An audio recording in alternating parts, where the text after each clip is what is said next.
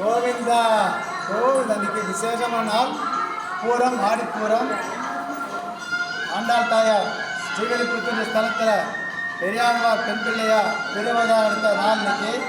நமக்கு வீடு வாங்கணும், வாசல் வாங்கணும், பூமி வாங்கணும், நிலம் வாங்கணும் அப்படி நினைக்கும் போது அது அணைக்கல் மனக்கூடியவர் தான் ஆண்டாள் பூமாதேவி தாயார். நல்லா பிரார்த்தனை பண்ணுங்க. கோவிந்தா.